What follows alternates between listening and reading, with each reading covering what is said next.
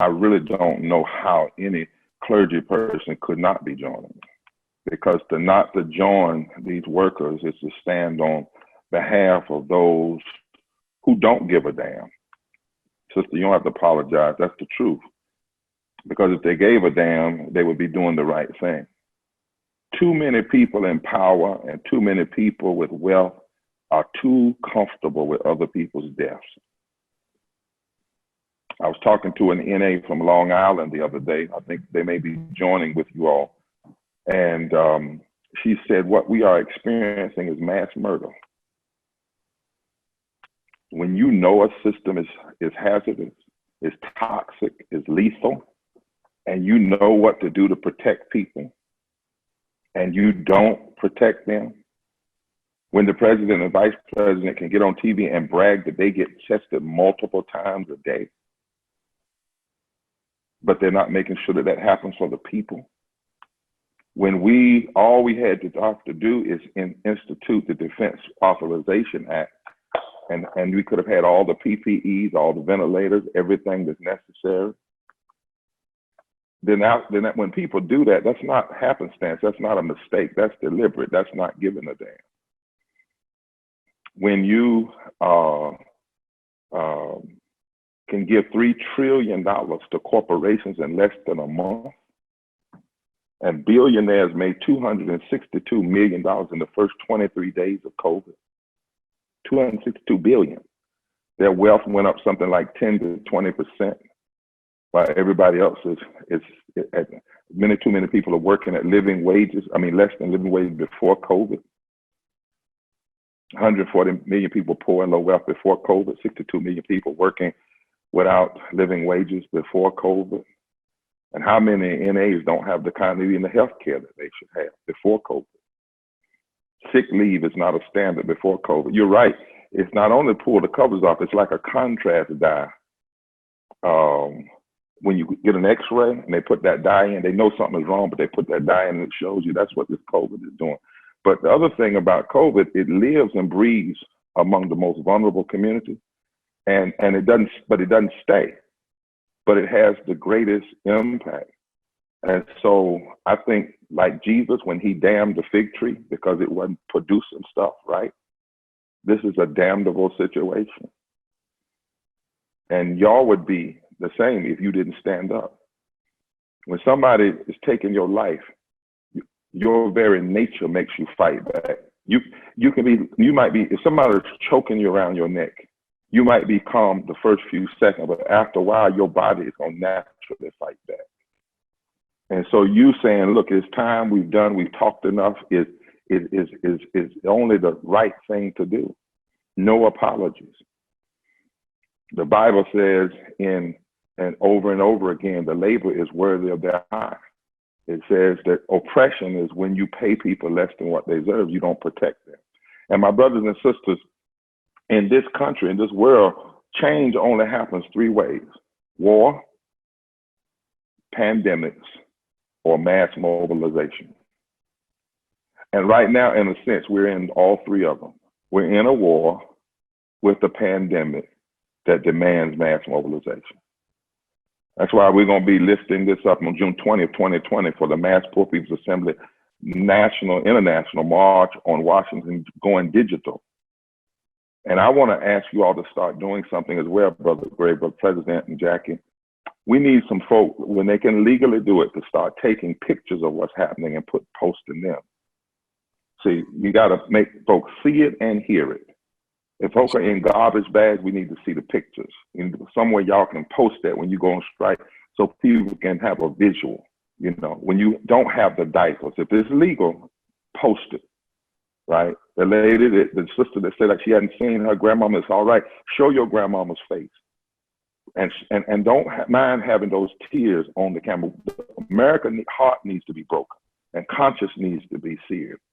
So let's find a way to do that. The second thing, in addition to what you all are doing, because this is causing disparate impact on Black folk, we need to get our lawyers to start thinking now about not only striking, but a civil rights suit, Title VI, because all of these nursing homes benefit from federal money.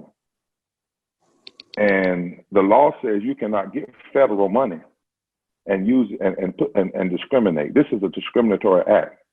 And also the 14th Amendment, equal protection under the law. These folk, black or white, are not experiencing equal protection under the law. By no way. So as we strike, let's also think about dusting off that Constitution. Now, I'm not a lawyer, but you all got some mighty good ones.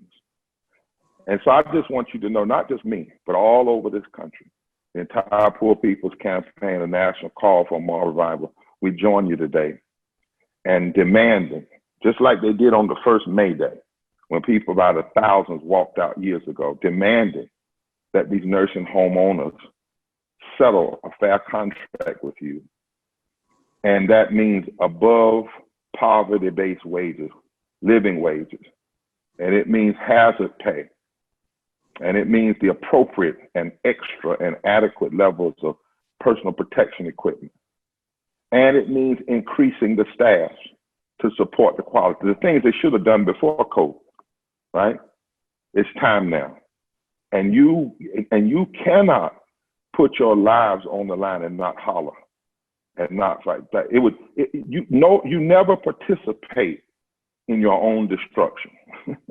Never do you participate in your own destruction. You fight anything that's trying to take your life and your pursuit of happiness and your liberty. That's what you do. You never settle for that. You can't even do it naturally. Your body, if you start dying, it starts heaving, trying to live. And that should be the same way in the social arena, the same way in the economic arena. We need you to demand. If they called all of these folk now, they say we're in combat. Well, you know what? When you go behind enemy in the combat zone, a soldier, you can be a typist. You don't even have to be on the front line. If you're in the combat zone, you get combat pay. If you're in the combat zone, you get a raise and a rank increase, and you get a GI Bill. You could be a truck driver. You don't even have to be on the front where the bullets. All you have to do is be in the zone. You can be on a ship in the sea, not even on the land, but if you're in the battle zone. So now it is time for America to live up to what it's calling you. See, and we got to watch this language, because America has what Dr. King used to call the high blood pressure of language and the anemia of deeds. See, 45 days ago, they were calling us service workers. So you service worker 45 days ago. Service suggests, the missionary economy, what William Darity, an economist, says the missionary economy, or what Brittany Cooper talks about necropolitics. In other words, it sees most Black people as being a part of the missionary society, the service society that continues that system of subservience. So 45 days ago, everybody, like grocers and nurses, aides and janitors and maids and that, you were service workers. Now that folks see how much is needed in the midst of COVID, they said, we'll give you a name change to essential workers, but won't give you the essentials you need. No, that's like the folk that Jesus said, say, Lord, Lord, Lord, but their hearts are far from you. We don't need a name change. We need a policy change. We need a new contract. Don't need a name change. You don't even have to call me a new name. You don't have to stand out on the balcony and clap for me doing what I love doing. Pay me, protect me, provide for me. That's how you show the labor is worthy of their hire. And so you're right. It would be a damn shame if you didn't do it. Now, y'all say that's a cussing preacher. It's cussing time. And I'm cussing from the standpoint of a prophet, not the standpoint of just somebody uses curse words. I don't just go around using vulgarity. I'm saying just like Jesus damned the fig tree, and the reason Jesus damned the fig tree is because it was not producing. And this system is not producing. It is not carrying. You call in right now your short-term one-year contract would set a wage floor of $15 an hour for all workers, $16 an hour for CNAs. That's only right. The minimum wage, if you're truthful about it, should be $20 an hour. But you're saying, give me $15 with this union and give me my health care. Give me 50% hazard pay. And you're not saying I don't want to work. You're saying I don't want to die. Your working to live shouldn't cost your life. We started facing that issue in the 1900s when corporations had no rules. That's why the labor movement started. Because it used to be you had no rules, no 40-hour work weeks, nothing. So what they're doing now is taking you back over 100 years. You also, lastly, you need 80 hours of paid sick leave. You need additional sick leave in this COVID-19 or related illnesses. And you need continued health care coverage for any vulnerable worker, because it's not just about you protecting the patient, it's about you protecting your family. Your families deserve to be protected. Your families deserve to be cared for. Your children, your loved ones, your spouses, your boo, whoever it is. Not one of you would let somebody walk up in your house and just start beating on your folk. Well, why would you want to let a germ do that? It's right. I came on just to affirm the rightness of what you're doing and say, fight, you know, and all of us stand with you and all of us are behind you. And then I want you to know also what the Poor People's Campaign and SEIU that's a part of it are fighting for, because we saw, you know, before COVID, see, we didn't just start saying these things ought to be changed. We were saying them 3-4 years ago. You've been saying them unions all along, right? COVID is just making it now so everybody can see it, and you ought to make them see it, not just on this call. Like I said, use the videos, use the pictures. But we are also saying we need legislation, and that's the other people. Get on these owners, but when you strike, we're saying to folks, stay home, stay alive, organize, and don't believe the lies. When you strike, you ought to be jamming the corporate leaders, the people, but also jamming the congressional leaders. In a few days, we're going to call for 100,000 people to call Nancy Pelosi and McConnell and demand a real rescue bill. The bills we've seen now basically rescue corporations. They got $3 trillion somewhere in that neighborhood in less than 45 days. $3 trillion, not $3 billion, not $3 million, not 300,000, $3 trillion. Now, 45 days ago, what were they telling us? We don't have the money. Both sides of the aisle, Democrat, Republican. We can't afford universal health care. We don't have the money. We can't afford living wage. Don't have the money. But all of a sudden, in fact, as soon as they knew COVID was going to be a problem, the Fed gave corporations $1.5 trillion in less than 48 hours. So we are saying, number one, legislatively, we need immediate, comprehensive, and permanent paid sick leave for 100% of the employees of this pandemic.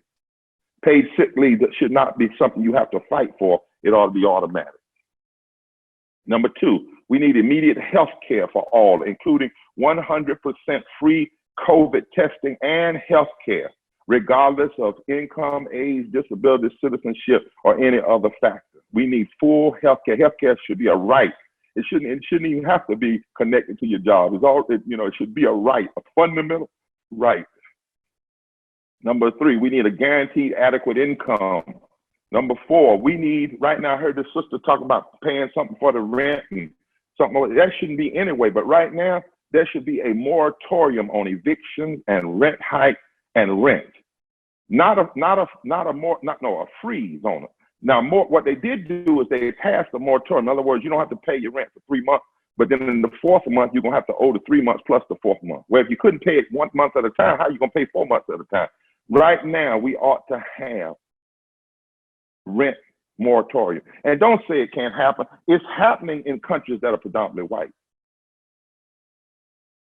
Y'all need to know that. In Germany, they paid, the corporations paid 4 hours, the government paid 4 hours, and they sent everybody home that wasn't essential, but everybody got the same pay for 6 months, and their unemployment is only 3%. And so we need a national moratorium. We need a guarantee that people can't cut your water off or your utilities in this moment. right now. We need a more, and we need an emergency OSHA standard for healthcare workers. We need the standards to be done new for all healthcare workers like you. And those businesses like those nursing homes have to come up to those standards. And so, my friends, it's striking time.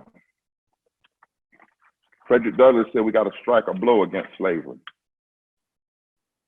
The women's suffrage move said we had to strike a blow against the denial of voting.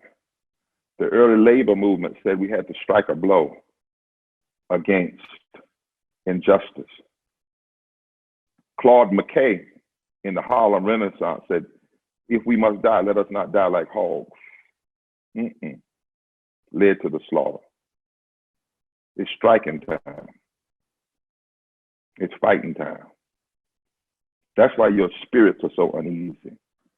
Because just like physically, if somebody were to grab you around your neck, even if you tried not to fight, your body would fight back. Nobody has the right to send you into conditions that cause policy-based, contract-based mass murder. And yes, media, I know you're on, and I'm calling it what it is. You call it, and if you want to question it, media, then you question the workers that have told me that's how they feel. That when they are forced to go to work, knowing they could die for just doing their job, and they're not given the things that we have, that we could easily have in this country, and the president and has not provided through the Defense Authorization Act. And the money, we know we have it because you gave it all to, they easily give it to the corporation. Then when people die, and they die at the levels they're dying, that is a form of policy-based mass murder. And what these people are saying is that they are not going to participate any longer in their own destruction. And there's not one American, if you were in their place, you wouldn't do the same thing. The Poor People's Campaign, the National Call for a Moral Revival, is with you all the way.